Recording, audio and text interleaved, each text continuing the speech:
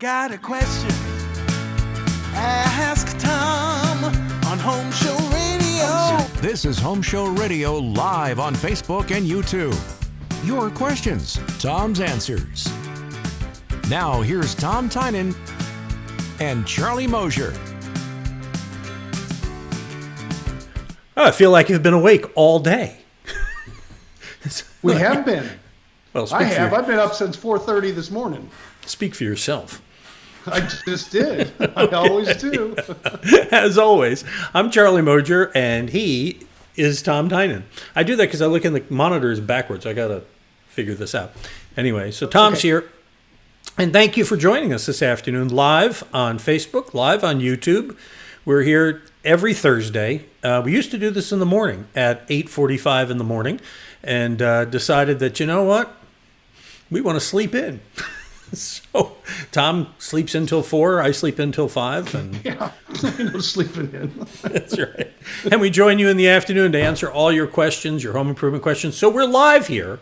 And so that means that if you have questions you want to put to Tom, what you do is put them in the comment section below, and we'll get them here. We'll put them up on the screen, and Tom can answer them for you. We have some other questions we've gotten from the Ask Tom section. We're going to go over all those about remodeling and air conditioning and a lot of the questions may already be on your mind.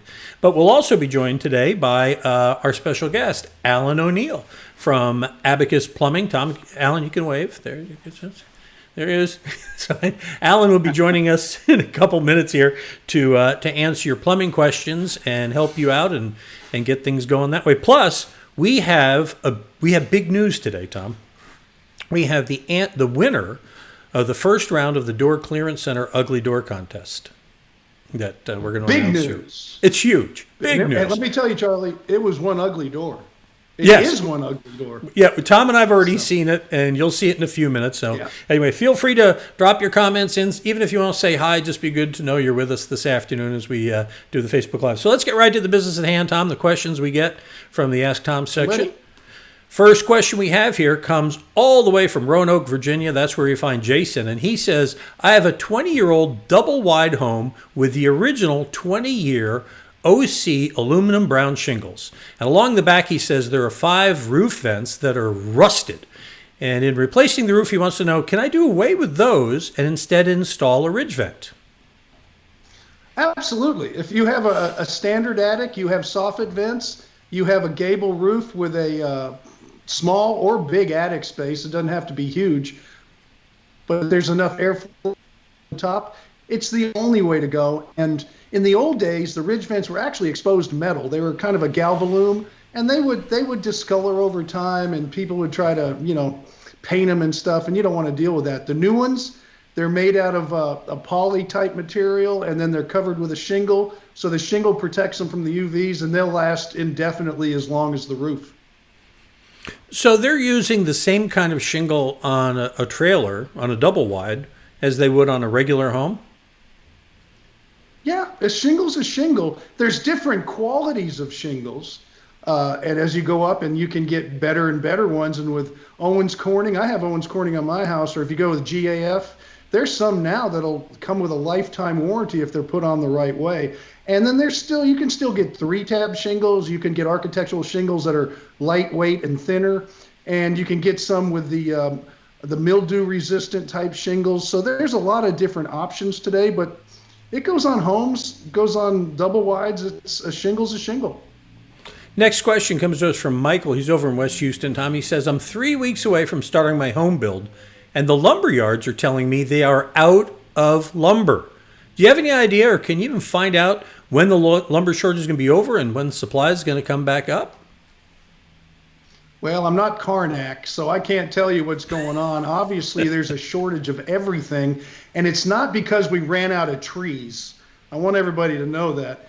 It's because of the COVID virus. The people are only having, they're only producing so much materials right now. They're watching out about social distancing and things like that. There's all kinds of shortages going on right now. It will come back, but it's just a matter of the way we're having to deal with this new virus. So I can't tell you when it's going to come back. I can tell you to go ahead and keep the planning stage going. I can tell you this, it's not going to go as fast as you want it to go. We just finished a build out at the college I work at in Brownsville, Texas, and it took us 2 months to get the rubber baseboard, the cove mold on the bottom, because it was back ordered and some of the plants had shut down. So there's a lot of that going on right now, but I would not rush it. And this is one thing I'd be careful about with lumber. You don't want to just buy any lumber, and you certainly don't want to buy imported lumber when you're building a home. You want domesticated lumber because it's a better product, and you won't get all the bugs and weebles and all this stuff that comes with the imported lumber. So please be patient and make sure you request domestic lumber only. I'll tell you, Tom, that's bad. I mean, we've seen shortages of a lot of things. You know, we've seen toilet paper shortage, now lumber shortage. I'll tell you, the worst of all is the aluminum shortage that's causing, Dr. Pepper and the small cans to be in short supply. This is a major problem. Really? Yeah, no, really. Are you serious? Yes, I'm deadly serious. People are going Dr. Pepper, so I don't know. Well, I say Dr. Pepper, but all aluminum cans are in shortage, and so people are going to the grocery stores now early in the morning to buy soda before the cans run out. They're not paying with coins because we're short on those too. All right. I know. I've got 400 pounds of coins my father left me that I'm trying to get to the bank. So my father single-handedly, he passed away not too long ago. I had to clean his house out. He is going to save our economy. I am taking all the coins he saved for 50 years, and I'm going to turn them in. Next question comes from Van. It wasn't meant to be morbid. It was meant to be kind of funny. I think it's funny. Van in Magnolia has our third question here for you, Tom. He says, I just had a new fiberglass door with PVC trim installed by the Door Clearance Center, and he wants to know, do I paint the door or trim?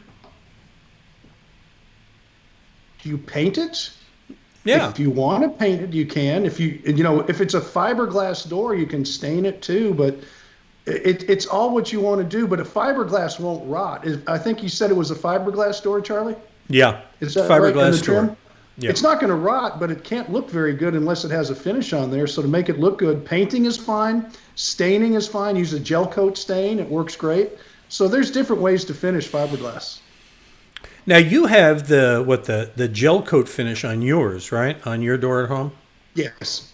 Yeah, I've got a fiberglass door and fiberglass side lights, and it has wood trim all around it, not fiberglass.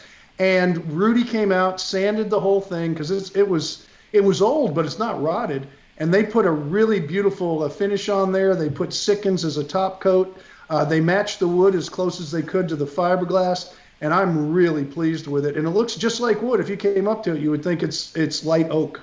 Well, I had the door. Speaking of the Door Clearance Center, since they came up, and they had this past weekend, we ran this contest on Home Show Radio, or we promoted. It's really their contest, the Ugly Door Contest. And the idea was you post a picture of your ugly door on Instagram. All the kids and their stuff there, but on Instagram, right? And you post and you tag it, Door Clearance Center Ugly Door Contest. And I was skeptical. Well, they got a bunch of entries this weekend, and the prize was $500 toward a new door. And if you choose wisely, that could probably cover the whole door. But the point is that we had a winner, and we're not supposed to announce it till tomorrow. But that's not how we roll. The winner was... Okay, how do we roll, Charlie? We're going to tell them. Week's one winner was Netta. And she sent this lovely door in. Now that you must admit that is that's a door that just says there's no Halloween candy here. Looked like an elephant was claiming its territory. Right. So if you want to get one in this week, feel free. Hey, by the way, while we were talking about that, let me just punch this up here real quick. We got a question here from Tom G, who wants to know what kind of paint do you recommend, Tom, for an external door? It's going to be an exterior trim paint. You don't use oil base. Exterior-wise, you're always going to use a water-based paint. They have now water-based enamels. It depends how shiny you want to go because it is a door and not just the siding on the home. I wouldn't go super shiny because it'll show the imperfections. So usually like a semi-gloss is going to be as shiny as you want to go, but use an exterior trim enamel that's a water-based product. You can go to all different kinds of paint stores. They'll have a good one for you. And that's what I would use on the door. Not just an exterior house paint, but a exterior enamel. And by the way, if you want to enter the Door Clearance Center's contest, they're doing it again this week. They called us this afternoon and said, we'll do it again. We're going to run it again. So do you have an ugly door? Go ahead, visit Instagram, post your picture, tag it Door Clearance Center, ugly door contest, and who knows, perhaps you too can be like Netta and be a winner. All right, it's time to bring on our guest this week. Every week on the show, Tom and I bring in a guest, one of our home show pros, to help us answer some of your very specific questions about their area speciality. And this week, we're joined by Alan O'Neill. Alan O'Neill is, of course, the founder of Abacus Plumbing. He will gladly tell you the stories of when, and by the way, you can find him there on our homepage with all our other pros. If you click on that on our website, you'll see that it opens up his page, and you can see what's going on there. And by the way, that video right there about pipes that it's playing on his page, we're going to play that here at the end of the show. But with no further ado, Alan, welcome to the broadcast. Thank you, Charlie. It's great to be here and great to see you, and great to see you, Tom. Thank you, Alan. Always good to see you. Absolutely. Well, we appreciate you taking time away from the gigantic Abacus megalith that you're running up there, and to answer the questions for us this afternoon. Now, when you started, it was one truck and two plumbers, or two trucks and one plumber? I can never remember where that story goes. It was two owners, two plumbers, two trucks, and a 6,000 square foot building, Charlie. That was day one. Wow. I remember. Yeah. Sure do. Who ran the first call? Who ran the first call, Alan? I actually ran the first call, and it was the last call I ran. So I ran up the road and put a pipe clamp on a leaking galvanized pipe for our landlord at a different building. So that was our first and the last call I personally ran. So that first dollar bill that's taped on the door, taped up on the wall in the office, is from you then, from that call? It is indeed. It is indeed. Well, here's how the game works here, Tom. Alan, we get questions in from our listeners at homeshowradio.com in the Ask Tom tab, and we find the ones that are about, in your case, about plumbing, and get your answers on them. So let's get right to business here on those here. Our first question comes from Joseph in Humble, and he says, in one bathroom, the ring at the drain came off and the water made its way into a nearby closet master bedroom coming under the wall. Well, obviously, he says, the drain needs to be resealed. But I want to know, what steps should I take before sealing it? I'm worried about mold because now water has gotten underneath and within the walls. What do you say about that, Alan? Yeah, so depending if water has got in the walls or in down on sheetrock, you always have to be concerned about mold or some kind of mildew growth that could eventually start to smell or cause bigger problems. So, if you're really worried about it, you think a lot of water has got down there, obviously you can try to dry it out yourself, or you can call out one of the water restoration companies and have it dried out. It's just important to at least get in and take a look and see how wet the wall is, or the sheetrock, whatever's underneath there. I don't know if it's on the ground floor or the first floor, the second floor of the house down onto the first floor. If it's upstairs, you would see a stain on the ceiling. You'd have a fair idea what's going on. Most times, unless the leak has been there for a prolonged period of time, it's something you can dry up yourself and not worry too much about it. But if you think a lot of water has got in there, I'd have a professional check that out just to be sure, because you don't want mold and mildew growing between floors or between walls. So I'd be very careful about that.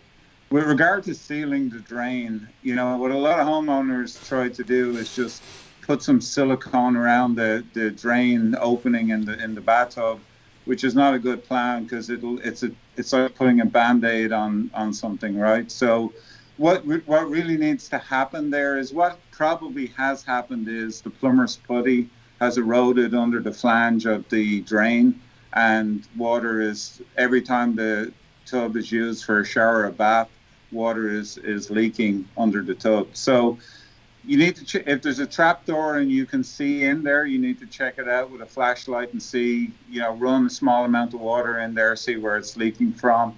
If it's that tub shoe where the water leaves, which is probably where it is, that needs to be removed. And I always recommend replacing it with a new one and sealing it with plumber's putty. But I'll tell you, it's one of the more difficult things to replace for a homeowner, because there's a special tool you can get to remove that. If you don't have it, it's a nightmare to remove, and you can damage and scratch the tub trying to remove it. So my advice would be either have a plumber do it, or if you're going to do it yourself, go to one of the big box stores and buy the special tool for removing the tub shoe. I always think if you're going to go that far, it's a good idea to replace the whole waste and overflow assembly and get a new one and redo the whole thing. You also want to check there's not a break in the drain or something underneath the tub, but just do a good thorough inspection of it. And when you get it all replaced, test it well, fill up the tub with some water, let it drain, splash water around the overflow, make sure that gasket is sealed at the overflow on the tub, and just make sure you have no further problems before you move on. Alan, that special tool, is it an easy out? Yeah, it's like an easy out, for want of a better word, Tom, but it's like an inverted ratchet. So it instead of gripping something and turning it, it spins the other way and spins out the drain for you. But it's easy to do. It's easy to get it out if you have that tool. It's a nightmare to get it out if you don't have the tool. So definitely get the right tool for the right job in that case. And Charlie, as far as it goes, if there is water in the walls and stuff, everybody's so worried about tearing sheetrock out, which is really inexpensive, and you can have it repaired pretty easy. But restoration companies actually have some drying equipment that they can put into the wall with very small holes and dry everything out, as long as, like Alan said, it's all fixed. So it's not necessarily a huge demolition job to do that. All right, let's get to our next question here. It comes from Larry, and Katie says, you're going to like this one. I've lived in my house for 20 years, and in the last year and a half, the second bathroom toilet, he says, if you have a big number 2, it clogs up. And he wants to know what I can do to fix it. And he says it has never happened, Alan, in the past 18 and a half years they've lived in the house. Now, does he want to fix the toilet or the big number 2, Charlie? I'm not sure. Yeah. Because there's doctors for that kind of stuff. I was going to say, this could be a diet issue. Right. But what would make a toilet do that after 18 years all of a sudden? Yeah, you hit the nail on the head, Charlie. Age, right? So as the toilet gets older, it calcifies, especially, with all the calcium in the water today. The jetway of the toilet starts to calcify where the water enters the bowl, and as that gets reduced, the amount of water coming into the bowl gets reduced. Obviously, the flush gets weaker and weaker, and anything excess toilet paper or a big number 2 will stop it up. The other thing, Charlie, is the trapway where the waste leaves the toilet is glazed when it's new, but over the years of using cleaning chemicals, etc., that glaze disintegrates, and then it becomes a little bit rough. The trap becomes rough on the inside, and toilet paper and big number 2s will get lodged in there, and the toilet will stop up repeatedly. Bottom line, Charlie, it's time for a new toilet. Charlie, I don't have a lot to add to this one, except you might try stool softeners. Okay, I knew one of you would go there. All right, next question. Next. Jonathan writes to us, we have an intermittent odor issue, Tom. And Alan, in the back bathroom in the winter time. He says around late spring or summer, the odor disappears, and we had a smoke test done with the results inconclusive. A plumber suggested digging under the house to check the piping with a hydraulic leak test, and he says it would cost $5,000 with no guarantee. Alan, what's your advice? I'd run away from that plumber as quick as I could, Charlie. Okay, listen, as a plumber myself, I will tell you, the question I get most often is either about a smell or a noise in the plumbing system. And the noise is hilarious because it's usually followed by the person asking the question imitating the noise, which is, I always get them to do it multiple times just to wind them up. But anyway, with regard to smells, very hard to track down. And I will tell you, when a plumber performs a smoke test, the results of that smoke test depends usually on the experience of the plumber. So, you've got to be careful. This is one where he needs a second opinion. It could be something to do with the venting, the fact that it changes in the winter and the summer. It may be wind direction pushing foul outers back. But in order for odors to get into the house, there has to be a problem with the venting. Some things come apart in the wall. What he's saying about having to dig under the house to perform a hydrostatic test makes no sense to me. If you have a clean out, you can perform a hydrostatic test without digging under the house. And you can see the pipework on the inside by using a sewer camera. So again, digging under the house unless you're going in to make a repair doesn't make a lot of sense to me. So this sounds like it's impossible to diagnose over the phone. So, what we need to do here is get a plumber out there, take a look, an experienced guy, get him to take a look and figure out what's going on. Could be something as simple, if it's not a bathroom that's used a lot, it could be something as simple as a P-trap drying out in the bathtub or something and allowing odors back into the house. But the fact that he's saying it happens every winter kind of pushes me away from that scenario to something unusual going on with the venting in the wall, maybe a broken pipe or something in the wall. But we need to check it out for sure. But a mixture of camera work, potentially a smoke test, and possibly a hydrostatic test. With the hydrostatic test being the last option, I think we can get that problem resolved. It's not a DIY problem for sure, Charlie.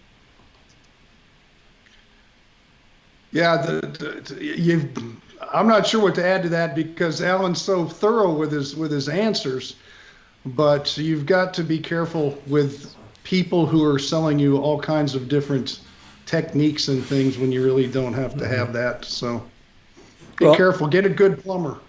No, I hear you completely. I tell you what, we are live here, and we're starting to get some questions in, and we appreciate that. And Alan, I've got one for you. Got one for you right here. This one comes from Vivian. She says, "My 1981 house is the bottom of a hill. It's not steep, and it has 2 bathrooms and a tankless water heater.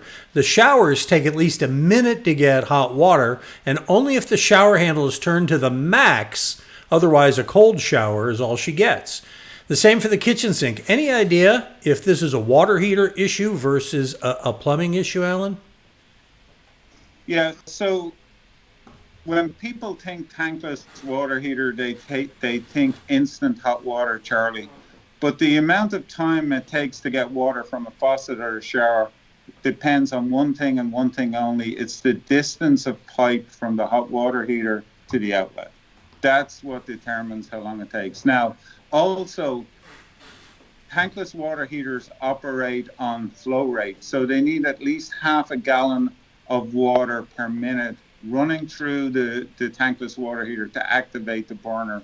So when she's not turning the handle all the way to the left, in other words, all the way hot, there may not be enough water passing through the tankless water heater to kick it on. And depending on the type of faucet in the kitchen, she may not just be running, if it's a single handle faucet, it might not be opened enough to the hot side to bring enough flow rate through the heater to kick it on. Eventually it'll kick on, because I can visualize she's moving the handle of the faucet to try and get hot water faster. So I don't think it's a water heater problem. I think it's possibly just the way the house is plumbed, and you can certainly take a look and see if there's anything that can be done with it. But keep in mind, it's all about the distance of pipe from the water heater to the outlet is what creates the time it takes to get hot water. Alan, I used to put on-demands in homes I built for people all the time, and they use them like it's a tank, and it's not a tank. A tank you keep very hot. You have to knock it down because you don't want bacteria and stuff to grow in the tank. But I used to tell them, set your on-demand water heater just a little bit hotter, and you put it all the way over, then you like to take a shower, and you can kick it back a little bit, but most of the water will come from the hot side, very little from the cold side. So they don't have that coming on and off or not coming on when they want it to. You have to use it differently than you use a tank. And that's what I used to find with my clients. It takes a while to get used to it, Tom. You're exactly right. So I think there's a little bit, possibly, Charlie, there's a little bit of user error here. So. Yeah, well, you got to educate the people when you give them new types of equipment. But what always fascinates me is people will call me on my show and say, Tom, it takes 5 minutes. It takes 15 minutes. It takes 27 minutes for the hot water to get to my faucet. And usually it's about 22 seconds, but they really think it's 15 minutes. It's going to take a little time unless you do circulation pumps and stuff, and you know that. A little patience goes a long way. Yeah, I think so. And you do circulation pumps too, right, Alan? Yeah, there's plenty of solutions out there now for that stuff, Charlie, so we can definitely help with that. All right. Absolutely. So we're talking about education, and that brings us to our last question for you here. We usually only ask 3, but I saw this one, and I know that educating and putting people to work is important to both you and Tom, so I saw this one, and I went, got to get this one on. So last question today comes from Ben in Clear Lake City. He says, or Clear Lake, Texas, rather. Anyway, where they launch the astronauts. I have no previous experience, but am very interested in looking for a change in my career path. I'm interested in the plumbing field, and could you point me in the right direction for training programs in Houston? I do have a full-time job, so I'm looking for an evening or part-time or something that would be great. Alan, is that even possible? Yeah, so here's my belief on this stuff, Charlie, is, you can pay a lot of money and go to a school for a year and, get a base knowledge in any trade, be it air conditioning, be it electrical, be it plumbing, or whatever it might be, carpentry, whatever. As an employer, I don't put a lot of emphasis on the fact that someone's got some school in plumbing. So my belief is you can either pay to go to a school to learn some basic plumbing, or you can get paid to be an apprentice and learn the trade. So when anyone asks me about getting into the trade, I say, look, find an employer that's looking for a brand new apprentice, and you'll start on a low hourly wage. But in plumbing, for example, it takes 6,000 hours to be a tradesman plumber. So 3 years of work, basically. Now, with Abacus and companies like us that are busy, we get them through in about 2.5 years. They'll be ready to take a tradesman's test, and then it's 8,000 hours or 4 years for your journeyman's test. But you're being paid all along the way, versus I don't see a ton of use in going part-time to a school at night, because the amount of knowledge you get will be of limited value to an employer. Like, it won't give you a huge leg up on the next guy. If you just want to learn about the trade and you may or may not be serious about getting into it, I think education is great. But I definitely think the easiest way is to get connected with an employer that's willing to sponsor you as an apprentice. Now, I will tell you, and I'm sure Tom's well aware of this, plumbers and all the mechanical trades are in such high demand today that we're having to figure out that we need to grow our own. We can't rely on finding people from other companies anymore. We've got to grow our own. So we constantly have at least 10 apprentices coming through in every trade at different levels of experience, so that they can eventually graduate as a plumber, an electrician, or an air conditioning guy, and eventually run the truck. So we want to grow our own. Obviously, we like guys with experience too, but I think getting sponsored by an employer and being an apprentice is the way to go. Yeah, and I can add to that. I'm in the educational side, and Alan's right. You don't go for a 2-year degree in plumbing. You don't spend all that money and all that time. I do run a plumbing apprenticeship program where we work with businesses here in the Valley. They send us their new employees one night a week, and they're taught by the plumbers that work for the businesses. And what they do is they just give them a little education about what they're doing all day. It's one night a week, but it keeps them interested. They're sponsored by their employers, and they are employees and they're working during the day. And it becomes a good partnership, and we do it very fast and very inexpensively for the businesses. And that way we can help the businesses because we can find potential plumbers that they can hire and then send them to us one night a week. So it's a great teamwork, and it is a team to do that. And they, like I say, they supply the instructors. They help us with the curriculum. They know exactly what needs to be done out in the field, and it's fast. It's done in weeks and not years. So it's interesting, Tom, because in Europe, that's the way it's done. When I was an apprentice plumber in Ireland, your employer had an obligation to send you to school. So you either went one day a week or you went 3 months a year. So you had either day release or block release. So when I tell people I got released to go to school, they think I was in jail. But in all reality, but it's great to get that education along with the practical side of learning the trade in the field. That's fantastic. It really is. So if you work with businesses in the education side, and everybody's on the same goal and not just, hey, let's bring students in, take their money, have them get a bunch of loans they can't repay, and throw them out on the street. That's bad practice, and it happens all over the state. So I'm glad to be one of the people that are trying to change that attitude. And I have a plumbing apprenticeship program right now down here that's real successful. And we've got lots of businesses that are enjoying the fact that we can take a little bit of the work off their back, pay their people to be instructors, and that way they can relax a little bit, but they're still getting that extra oomph. And quite frankly, the employees, that one night a week, it's not a big deal. They enjoy it because they get little certificates, they get the stickers for their hard hats, and they go through some, the NCCER certifications, and it makes them feel good. And they actually, when they complete it, the businesses give them raises, not huge raises, but give them raises as they go through the process. No, that's fantastic, Tom. Great stuff. Alan, I know I've heard you say before that you make 3 promises to people when you bring them on board. And it's shameless plug time here. What are the 3 promises you make to the people when you hire them there at Abacus? Yes, we firmly believe we've got to invest in our people, Charlie. So the first promise is we'll make you a better tradesman. Or so, whether you're a plumber, an accountant, a customer service rep, we'll make you better at your job than you are when you come to us. And through training. And the second one is we'll make you a better person, and that usually raises an eyebrow. But we train our people so well in communication that they become better husbands, better dads, better wives, better brothers and sisters. And last but not least, if you stay with us for any length of time, we'll leave you in better financial condition than when we found you. So and we take those promises very seriously. And if somebody does leave in the exit interview, we ask them, how do we do?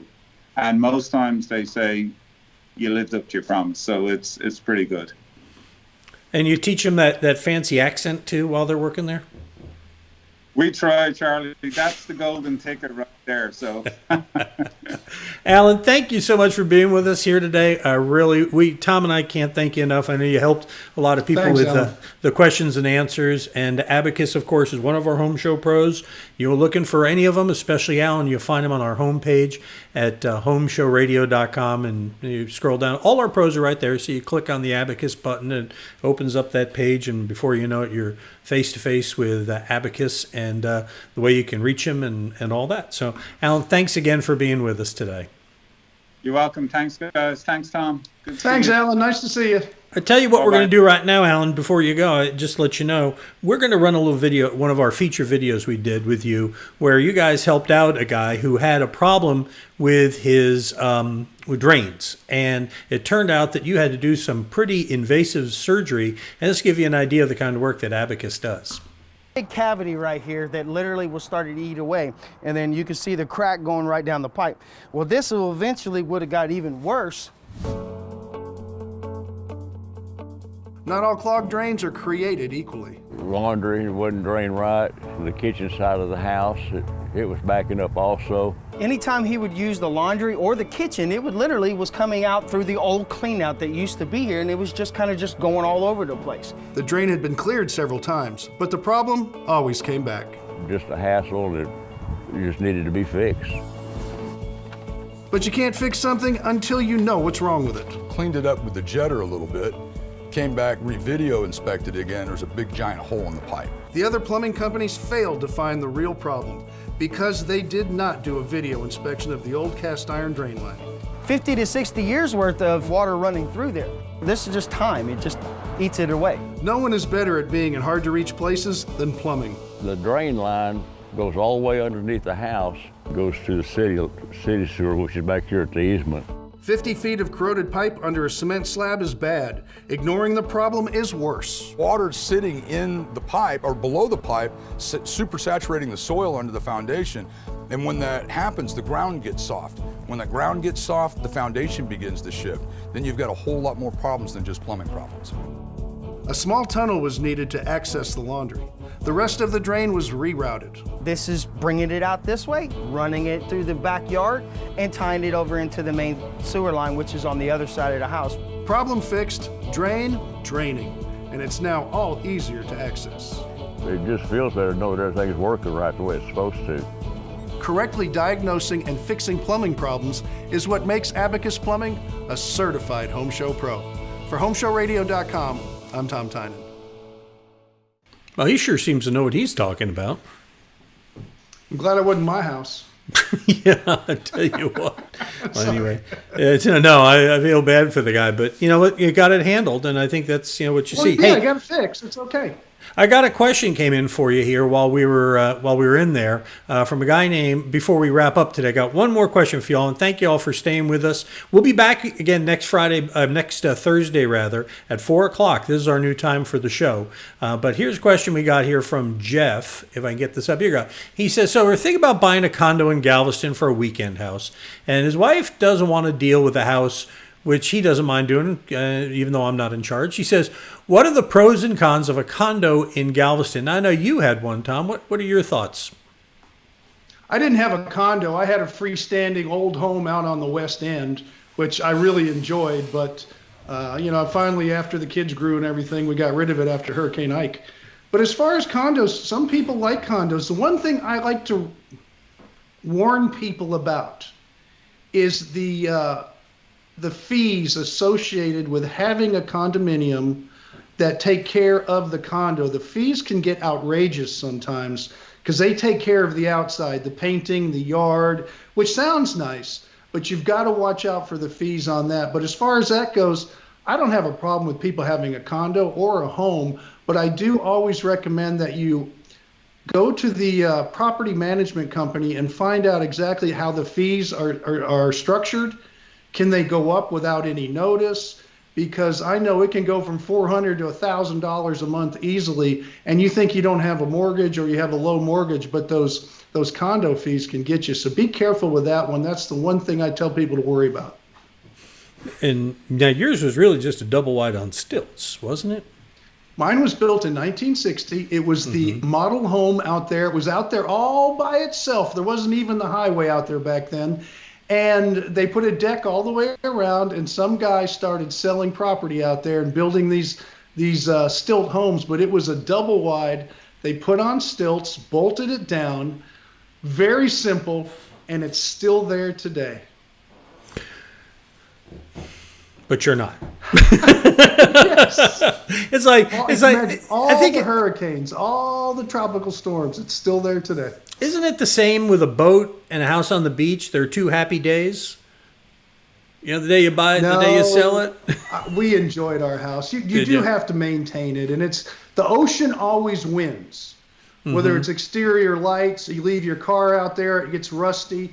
Your air conditioning system is going to rust away before it quits working. But the ocean always wins, but it's such a wonderful lifestyle. You have to put up with some of the bad to get a lot of the good. I think so. I think living on the beach would be a wonderful thing. Hey, I got one more just came in.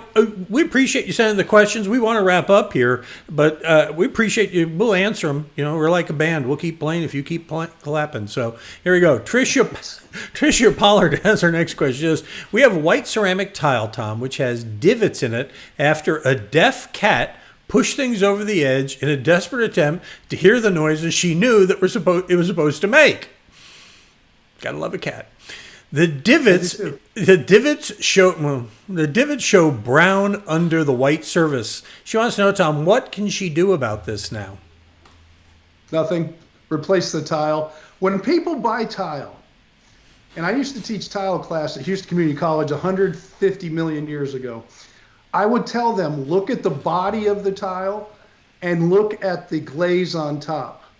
If the body is like a bright red and the top is a nice, beautiful, creamy white, and you can take a little tool or something and chip off that glaze, you're going to see red spots all over. So you got to be very careful when you pick your tile, because you want the body and the top, the glaze, to be very much the same color so it doesn't show as bad. But you can't repair it unless you just replace the tile. Well, and it's like you told me, when you get tile, you should always make sure you buy 3 or 4 extra boxes, put them in the garage for just such an eventuality. A couple boxes for sure. Right. Yeah. All right. So we're gonna time to wrap this puppy up. You want to talk about the weekend? Weekend, Saturday, Danny Milliken, 7 to 9, your garden guys and the garden pros. And of course, 9 to noon, I'm on the air answering your questions right after Danny on Sports Radio 610 on Home Show Radio. And on Sunday, Charlie and I start out the morning at 8 o'clock with Early Edition. And after about a half hour to 40 minutes, Charlie goes off to church, and I stay there till 11. He's going to heaven, and I'm going somewhere else. But I will answer your questions on Sports Radio 610. I'll hold the door open for you, Tom. Yeah, thanks. Charlie, hey, bye, Tom. No such thing. All right. Hey, that's it for this week. We'll be back again next Thursday at 4 o'clock Central. Feel free to send your questions in. In the meantime, by the way, I forgot to do this part here. If you go to homeshowradio.com, there's our website. You click on the Ask Tom section. You fill that out and send it in. We answer questions, not just on this show. By the way, see, you can attach pictures too, by the way. We love to get those. We not only answer the questions here, but we answer them in videos that we post every day, 365 days a year, to our Facebook page, our YouTube channel, and of course our website at homeshowradio.com. That's it for this week. We appreciate it, and we'll see you again next Friday here on Facebook.